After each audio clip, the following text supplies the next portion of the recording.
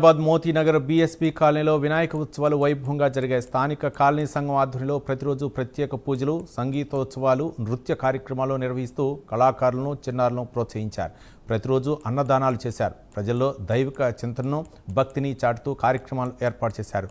Colony ఏర్పడినప్పటి నుంచి ఇలా గణపతి పూజలు జరుపుతున్నామని, అంతేకాకుండా ప్రజాహిత కార్యక్రమాలు, దైవిక కార్యక్రమాలు ఏర్పాటు చేస్తున్నామని నిర్వాహకులు తెలిపారు.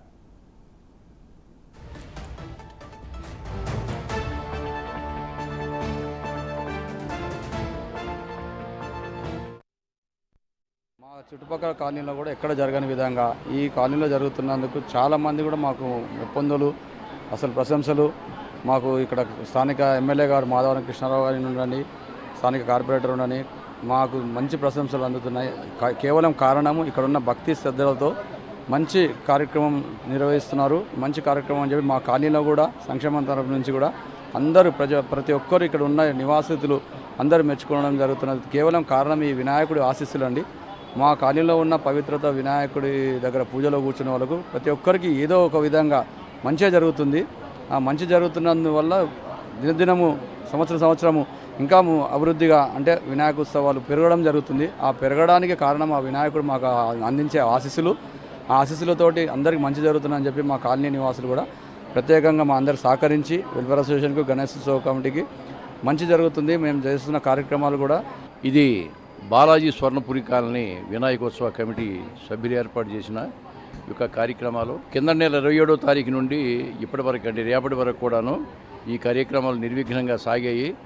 రకరకాల ప్రోగ్రామ్స్ అంటే మా కాలనీలో ఉన్న పిల్లలు కానీ, విద్యార్థులు కానీ, డ్యాన్స్ ప్రోగ్రాం కానీ, పాటలు కానీ అద్భుతమైన కార్యక్రమాలు మా ఉత్సవ కమిటీ ఏర్పాటు చేయడం జరిగింది. అందులో మా డాక్టర్ సత్యనారాయణ గారు, అనంత్ గారు, ఇంకా రాజకుమార్ గౌడ్ గారు, కార్తీకు వీళ్ళందరూ కూడా బాగా చేశారు. అమ్మాయి గిరిజ కూడా, చక్రపాణి గారు, ఇంకా మిగతా సభ్యులందరూ కూడా నేను ధన్యవాదాలు తెలియజేసుకున్నా. ఎందుకంటే నేను కూడా ఈ కాలనీ సభ్యుని కాబట్టి నేను మామూలుగా ఈ వారంలో నుంచి ఈ కార్యక్రమాలు చూస్తాను. చాలా అద్భుతమైన కార్యక్రమాలు చేస్తున్నారు. రేపే నిమజ్జన కార్యక్రమం ఉంది. నిమజ్జనం కూడా మేము మామూలుగా లారీలు కట్టుకుని మన ట్యాంక్ బండ్కి వెళ్ళి అంత లేదు. మాకే దగ్గరలో పార్క్ ఉంది, మంచి పార్క్ ఉంది. ఆ పార్కులోనే ఒక గొయ్యి తీసి అక్కడే మేము చిన్నప్పుడు మాకు ఉండేదండి, పొలాల్లో కలిపేవాళ్ళం మామూలుగా వినాయకుడిని. అందుకే మా వినాయకుడు మా కాలనీలో నిమజ్జనం కావాలని చెప్పి అక్కడ మా వాళ్ళు పెద్ద గొయ్యి తవ్వించారు.